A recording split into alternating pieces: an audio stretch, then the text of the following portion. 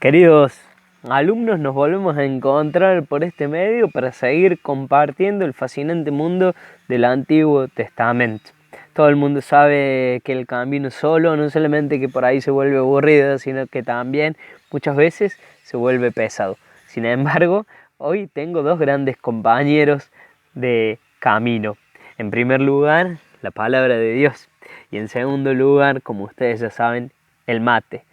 Son dos grandes compañeros de camino que en la mesa, en la mochila, en cada encuentro de catequesis no pueden faltar. Por eso nos predisponemos para comenzar cada uno de nuestros encuentros, como lo hacemos siempre, con una oración. Y le vamos a pedir en esta oración al Señor que nos ayude a reconocer, sobre todo, las buenas noticias que hemos tenido durante esta semana. Buenas noticias que lo hacemos siempre en nuestros encuentros, pero que quizás hoy desde nuestra casa, desde nuestro hogar, se nos complique un poco más reconocerlos. No olvidemos que siempre, si buscamos, podemos encontrar en las pequeñas y simples cosas de la vida aquellas cuestiones que nos sacan una sonrisa, que nos alegran, que nos invitan a reconocer en ellas un poco más de esperanza, sobre todo en estos tiempos de tanta incertidumbre. Los invito a compartir la palabra de Dios, pero antes de eso nos vamos a poner en su presencia. En el nombre del Padre, del Hijo y del Espíritu Santo. Amén. Los invito a que podamos compartir la palabra de Isaías 41:10. Entonces le dijo el Señor a Jacob: no temas, que yo estoy contigo. No te angusties, que yo soy tu Dios. Te fortalezco y te auxilio, y te sostengo con mi diestra victoriosa. Palabra de Dios. Qué hermoso saber que aún en el medio de las tormentas, aún en el medio de tanta incertidumbre, de esta nebulosa gris, podemos reconocer que el Señor está con nosotros. Sabemos que Dios verdaderamente nos sostiene, nos auxilia y camina con nosotros. Qué lindo saber que nuestro Dios es un Dios de promesas cumplidas. Y aquel que prometió no dejarnos nunca, estar con nosotros siempre, verdaderamente cumplirá esa promesa. Le pidamos entonces al Señor que siga acompañando nuestro caminar, que siga acompañando sobre todo a la humanidad en este tiempo difícil, que acompañe especialmente a todos aquellos que están enfermos, aquellos que están regalando tiempo de su vida para la humanidad. Pensemos en tantos médicos, profesionales de la salud, enfermeros, enfermeras, que hacen posible la batalla contra este virus. Pensemos también en todos aquellos que nos hacen un poco más fácil la vida diaria, la gente que trabaja en el transporte, aquellos que con su trabajo tienen que sostener la cadena alimenticia, por ejemplo, aquellos que reponen productos en un supermercado, los que atienden algún kiosco. Le pidamos al Señor sobre todo por aquellas personas que están solas, que están tristes, que están desesperanzadas, para que Él justamente en esta oración les regale un abrazo, les regale consuelo, les regale paz, fortaleza. Los invito a que pensemos en un segundo todas aquellas personas que queremos dejar en el corazón de Jesús, para que justamente sea Él el que convierta esos nombres en personas que Él le esconde en su corazón, que es refugio seguro.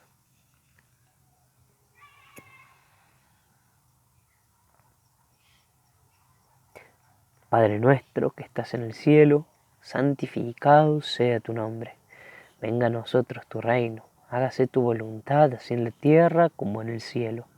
Danos hoy nuestro pan de cada día. Perdona nuestras ofensas, como también nosotros perdonamos a los que nos ofenden. Y no nos dejes caer en la tentación, y líbranos del mal. Amén.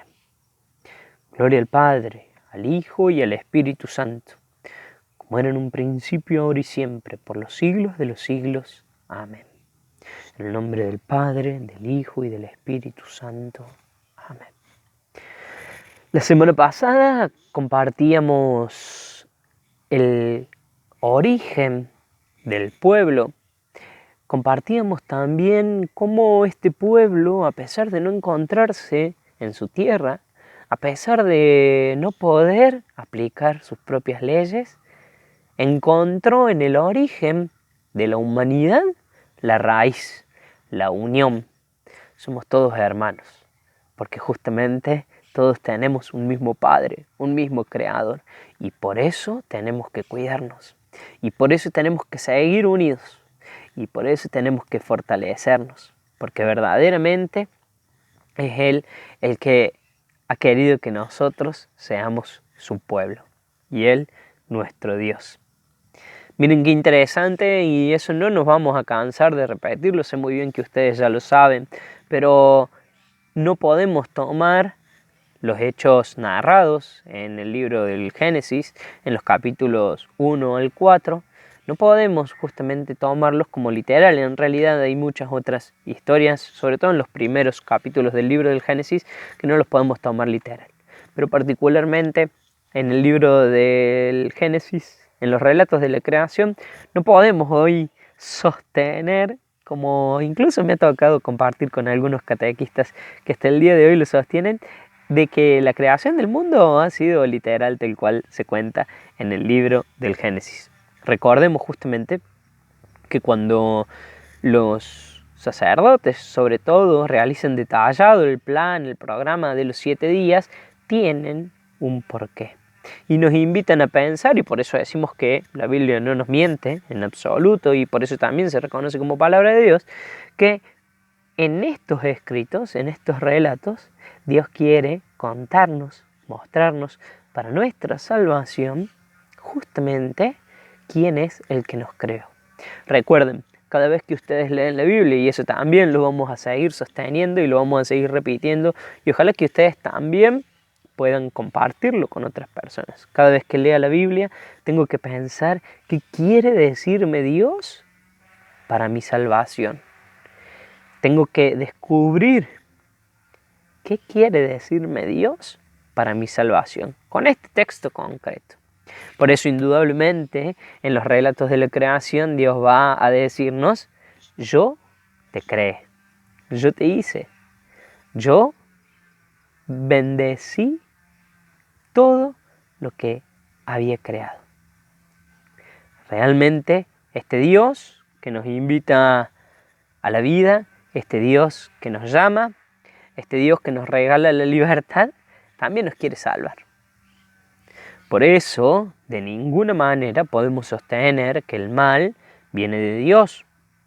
Incluso también es muy probable que si ustedes tienen encuentros con sus alumnos, los que son profes, los que están en el mundo de la educación, o incluso también sé muy bien que muchos de ustedes donan su tiempo en la catequesis, y que en la catequesis de la parroquia, de la capilla, del movimiento, también están sosteniendo encuentros virtuales. Y es muy probable que también nos pregunten si esto viene de Dios, si realmente esto puede venir y salir de Dios. Y nosotros justamente acá tenemos la respuesta, ni más ni menos. Todo aquello que sale de la mano de Dios es bueno, ni más ni menos que Él quiere nuestro bien. Y de ninguna manera podemos sostener o pensar que esto, por ejemplo, hablando particularmente de la pandemia, puede salir de su mano. Me ha tocado compartir con algunos hermanos cristianos no católicos, y también he visto en las noticias algunos católicos, estoy haciendo un paréntesis, he visto algunas noticias de obispos católicos que sostenían que esto era un castigo de Dios para purificar la humanidad, para limpiar la humanidad y por todos los pecados que tenía la humanidad. Creo que leyendo el libro del Génesis, en los 2 relatos de la creación, nos damos cuenta que el mal no sale de Dios. Jamás podemos atribuírselo a Él. Seguimos avanzando en nuestro PowerPoint, aquellos que lo van siguiendo, y nos metemos de lleno en la diapositiva 36. Y aquí empezamos a hablar y compartir el ciclo patriarcal. Y empezamos a profundizar un poco más sobre los patriarcas, aunque ya hemos visto y ya hemos dicho algo sobre ellos. Justamente nosotros vamos a reconocer a partir del capítulo 12 del libro del Génesis el ciclo patriarcal en la historia del pueblo elegido, del pueblo de Israel. Y nosotros lo primero que tenemos que tener en cuenta o considerar es que indudablemente un patriarca era un gran jefe. Indudablemente que el pueblo de Israel va a reconocer como patriarca a aquel jefe de grandes generaciones que también responden a una tradición familiar. En el pueblo de Israel nosotros vamos a recordar lo que pasaba en la cena de Pascua, en la que el jefe de familia recordaba lo sucedido a partir de los grandes padres y va a ser una constante. El pueblo de Israel, cada vez que tenga que mencionar a Dios, o cada vez que Dios tenga que presentarse muchas veces al pueblo de Israel para recordar quién era, les va a decir: yo soy el Dios de tu padre Abraham, de tu padre Isaac, de tu padre Jacob. Recordemos que esos son los grandes patriarcas del pueblo elegido, del pueblo de Israel, y en ellos vamos a reconocer ni más ni menos las raíces de un gran árbol. No nos pensamos, no nos imaginamos, no podemos justamente pensar nuestra historia sin recordarlos a ellos. Indudablemente, para hacerlo un poco más gráfico, si tuviéramos que hacer un árbol genealógico, o si el pueblo de Israel tuviera que hacer un árbol genealógico, indudablemente va a encontrar en sus raíces a estos grandes patriarcas, porque han sido modelos, porque realmente con sus vidas tienen mucho para decirnos, porque nos invitan a creer en las promesas de Dios, nos invitan a confiar justamente en todo aquello que Él tiene para regalarnos y para compartirnos. Y fíjense, el núcleo central en la vida de un profeta es ni más ni menos que la presencia de Dios, la presencia constante de Dios en sus vidas, en sus historias. Nosotros ya habíamos compartido que cuando Abraham escuchó la voz de Dios, no le preguntó cómo te llamas, quién sos, de dónde venís o cuál Dios es el que me está hablando. Abraham creyó. Abraham se animó a salir. Abraham confió. Y verdaderamente se tiró de lleno a la pileta, aún sin saber si había agua o no. Cuando comparto la historia de la salvación con los chicos del secundario, ellos, poniéndoles el ejemplo de la pileta con agua o sin agua, ellos me dicen: profe, saltó mucho más profundo. En los tiempos de un politeísmo marcado, en el tiempo en el que justamente no se sabe quién era el que nos estaba hablando, o no se podía reconocer un solo Dios, Abraham salta al vacío, como si estuviera en un precipicio, y confía y cree. Y por más de que Dios le prometa barbaridades, entre comillas, él cree. Justamente es acá donde Abraham, a partir de la confianza, a partir de la escucha, a partir de ponerse en movimiento, comienza a darse cuenta que todo lo que tiene proviene de Dios. Este Dios es providencia. Este Dios es generoso. Este Dios verdaderamente es fiel a sus promesas. Y acá hacemos un parate, porque siempre decimos que si Dios no nos habla en nuestra vida, no tiene sentido conocer de las Sagradas Escrituras. Y cada uno de ustedes puede ponerse a pensar justamente si reconoce que la providencia de Dios hará que nada te falte. O si estás preocupado en el día a día, y mucho más en estos tiempos. Jesús en el Nuevo Testamento va a decir: miren los lirios del campo, Miren las aves del cielo. No se preocupan. Cuánto más importante son cada uno de ustedes. Dejemos que Abraham nos invite a la confianza. Que Abraham nos permita reconocer a ese Dios providencia. Que Abraham nos ayude a ponernos en movimiento.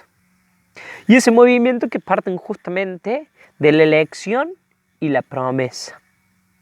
Abraham recibe la promesa de la tierra. Abraham recibe promesa de descendencia y también de bendición. Y justamente su fidelidad permite el cumplimiento de todo esto. Por más de que todo lo que se le haya prometido a un patriarca parecía irrisorio, por más de que al viejo Abraham, con una esposa estéril, se le prometa descendencia tan grande como una noche estrellada, como cada uno de los granos de arena de la playa. Por más de que justamente se lo invite a buscar una tierra prometida, cuando él era nómade, cuando él era pastor, cuando no tenía necesidad. Miren qué interesante. Este Dios realmente nos regala, nos revela y nos invita a pensar que lo que Él tiene en sus planes, indudablemente, muchas veces sobrepasa nuestra capacidad. Los invito a que puedan profundizar un poco más. Sé que muchos ya leyeron, compartieron y estuvieron viendo el libro del Génesis, pero vamos a seguir insistiendo en la profundidad de estos libros, en poder conectar los patriarcas, en poder descubrir sus características. Los vamos a invitar también a que puedan ir haciendo y recorriendo la línea del tiempo de la historia de la salvación y puedan ver justamente cómo Dios se hace presente en la historia de cada uno de ellos. Y por ahí, cuando es necesario, les va a recordar quién es. Yo soy el Dios de tu padre. Yo soy el Dios de Abraham, de Isaac y de Jacob. Este Dios del Antiguo Testamento lo va a recordar siempre, porque va a ser una manera justamente de recordar que es fiel a sus promesas. Hasta acá llegamos con la primera entrega de esta semana que pertenece a los patriarcas. Los invito a que sigan profundizando, a que sigan leyendo y muy pronto también les llegará la segunda parte que nos invitará a pensar, a reflexionar y a meternos de lleno en la antigua alianza.